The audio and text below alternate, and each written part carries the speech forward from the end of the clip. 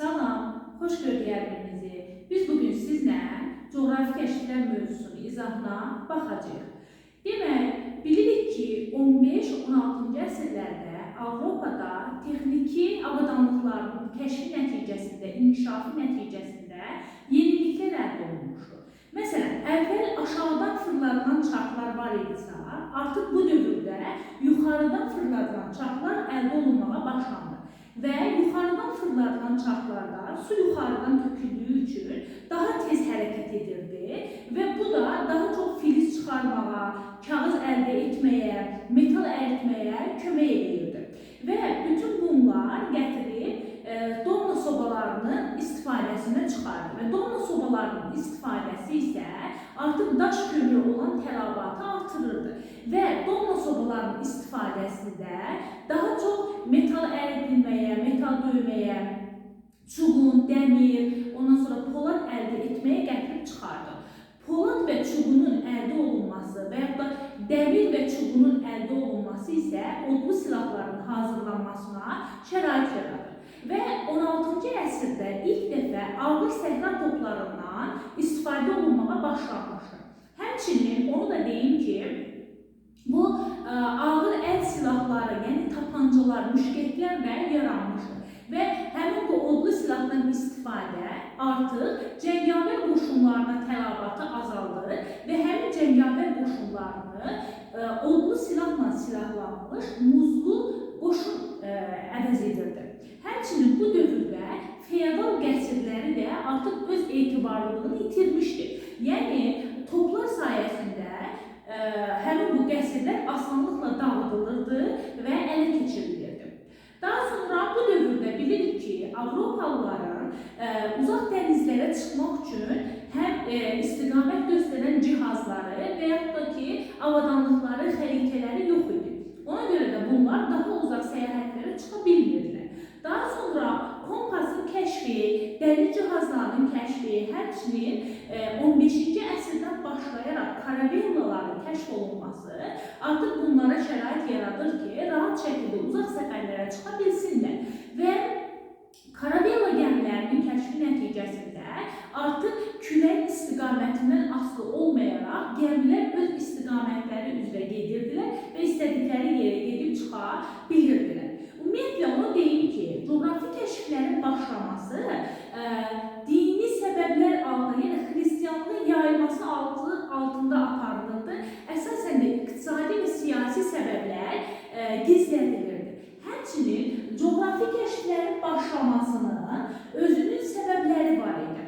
Məsələn, 14-cü əsrdə bilirsiniz ki, Avropada vəba epidemiyası yayılmışdı və Avropada yayılan vəba epidemiyası nəticəsində qızıl, gümüş tələbatı var idi, həmçinin işçi qıtlığı yaranmışdı. Bunların qarşısını almaq üçün, yəni qızıla, gümüşə olan ehtiyacı, işçi qıtlığına olan ehtiyacı ödəmək üçün, həmçinin 1453-cü ildə bilirsiniz ki, Osmanlılar tərəfindən Konstantinopolun fəth olunması da ticarət yollarında gümrük rüsumunun artması, yəni Kiçik Asiyadan Suriyaya gedən ticarət yolları Osmanlının əlinə keçmişdi və gümrük rüsumunu artırmışdı. Bu da təbii ki, Avropalılar üçün işi çətinləşdirirdi. Həmçinin pul əldə etmək üçün qiymətli metalların çatışmaması, bununla yanaşı qızıl və gümüşün tələbatının azlığı ilə yanaşı şərqdə ipək parçaları olan tələbat, həmçinin qiymətli ədviyyatları olan tələbat Avropalıların coğrafi kəşflərə başlamasına səbəb olmuşdur. Həmçinin Avropalılar üçün Hindistan daha önəmli idi. Niyə? Çünki bu dövrdə ədviyyat ticarəti ərəblərin əlindədir. Onlar asanlıqla Hindistandan ədviyyatı gətirərək Avropada baha qiymətə satırdılar. Və bu dövrdə Avropalılar həmin ticarəti öz əllərinə almaq istəyirlər.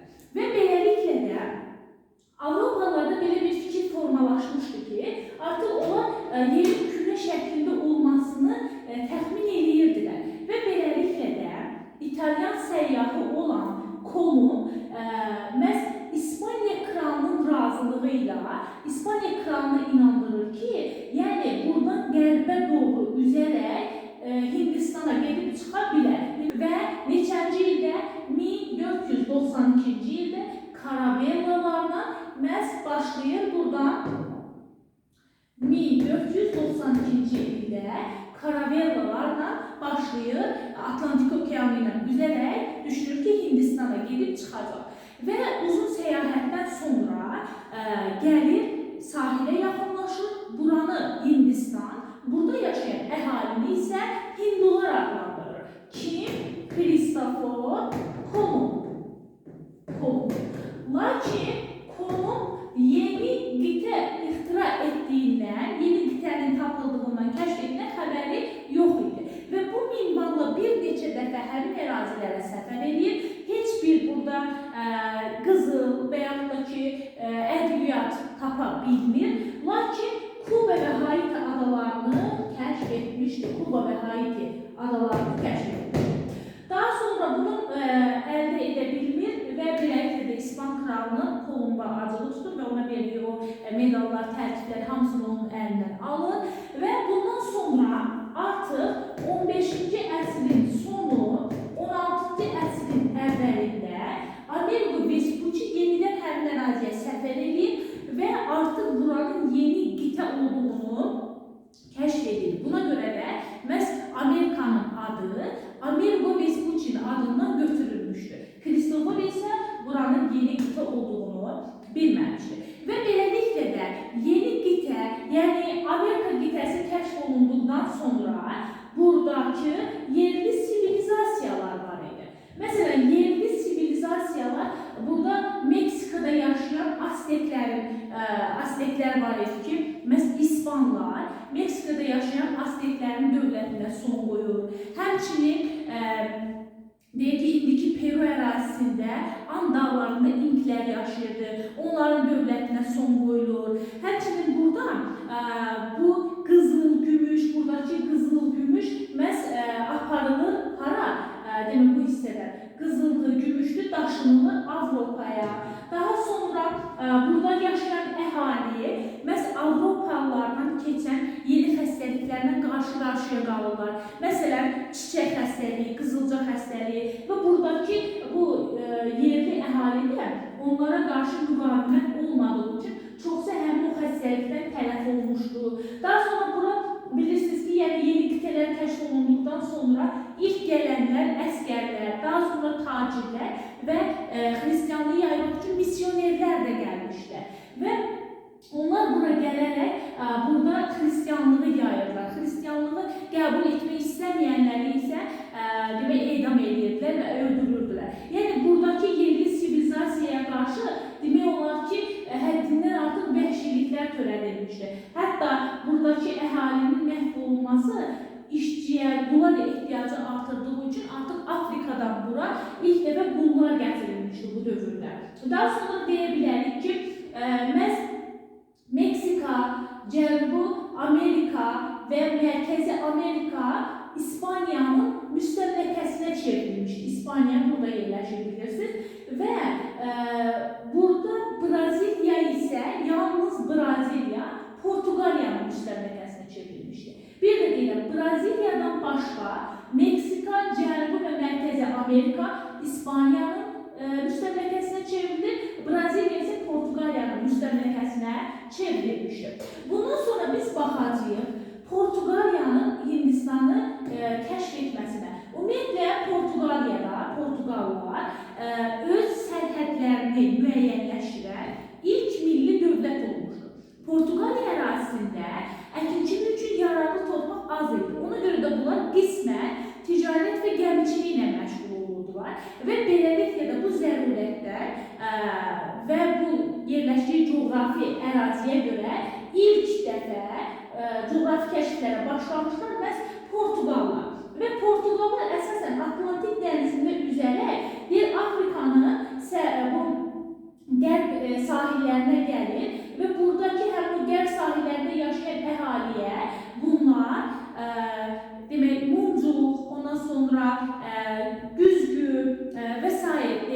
özləri onlara nələrsə verərək, həmin bu saydıqları güzgüdür, muncuqdur, bu kimi əşyalar verərək fil dişi, qızıl tozu alırdılar onlardan. Ona görə də bəzi sahilləri bunlar Qızıl sahil, fil dişi sahil adlandırırlar. Daha sonra ise ve burada Bartolomé Dias bu qərb sahilləri boyunca üzərə gəlib, bax bu hissədə Ümid burnuna çatmışıq. Və Ümid burnundan sonra artıq üzə, yəni davam elətdirə bilmir səfərini. Niyə? Çünki əskərləri yorulmuşdu və xəstəlik yayılmışdı. Ona görə də geri qayıtma məcburiyyətində qalır. Daha sonra yenə Portuqaliya ekspedisiyasına başçılıq edir Vasco da Gama. Həmin bu Ümid burnunu da keçərək gəlir çıxır burada Hindistan'da, görürsünüz Kalikut limanı var. Baxın bu əraziyə. Gəlir çıxır Kalikut limanına və neçənci ildə? 1498-ci ildə. Və burada artıq Hindistan, bu Kalikut limanında da Vasco da Gama ilə yerli əhali arasında münaqişə baş verir. Lakin Vasco da Gama qalib gəlir, öz gəmilərini ədviyyatlarla dolduraraq yenidən geri qayıtmışdır. Geri qayıtan zaman düzdür, gəmilərin bir neçəsi batır, amma buna baxmayaraq, demək, onlar çəkdikləri xərcin dəfələrlə artığını qazanmışlar. Demək, bundan sonra bir dənə burada ümumiləşdirdiğim dedik ki, Kristofor Kolumb 1492-ci ildə İspan ekspedisiyası ilə gedir Amerikaya, lakin buranın yenilikdə olduğunu bilmir. Daha sonra Portuqaliya ekspedisiyasına başçılıq edir Bartolomé Dias, gəlir Ümid burnuna qədər çatır, Ümid burnuna. Ondan sonra isə Vasco da Gama Ümid burnunu da keçir, gəlir Kalikut limanına və bunun yanında Hindistan'a dəniz yolu artıq kəşf olunmuşdur. Daha sonra biz burada baxacağıq məhz ilk dünya səyahətinə. İlk dünya səyahətinə isə başçılıq edəcək Fernando Magellan və Magellan qərbə doğru üzərək gəlib yenidən İspanyaya çıxacaqlarını düşünürdülər və ümumiyyətlə bu dövrdə Avropalılarda belə bir fikir formalaşmaya başlamışdı ki, yer kürə şəklindədir. Ona görə də Fernando Magellan məhz neçənci ildə? 1519-cu ildə ilk dünya səyahətinə çıxırlar. Düzdür, onlar gəlir, bax bu ərazidə, indi burada fırlanıb okeanları, məsələn, burada Sakit okeanından deyək,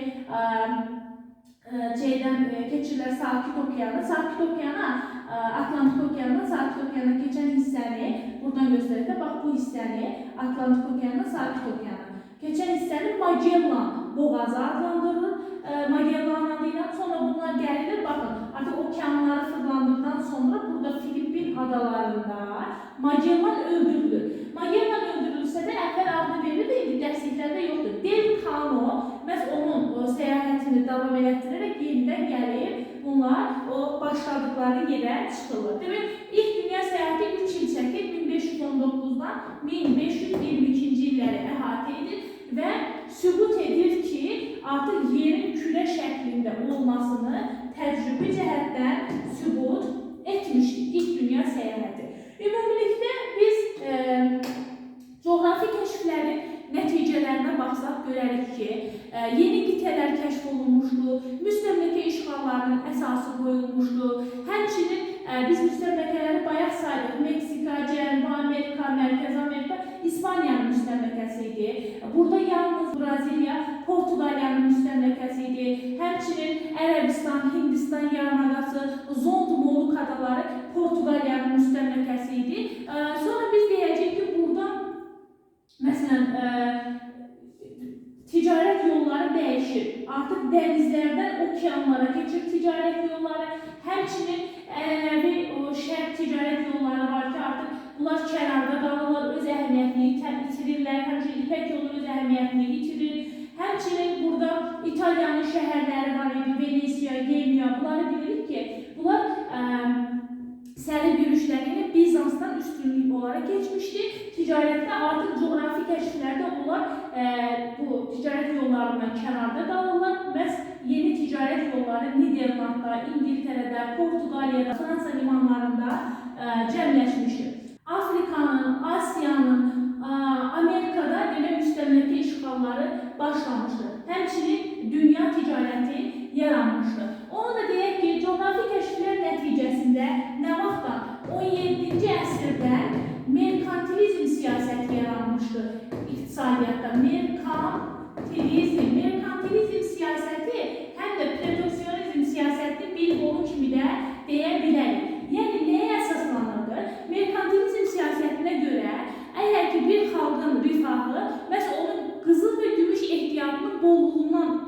asılıdır.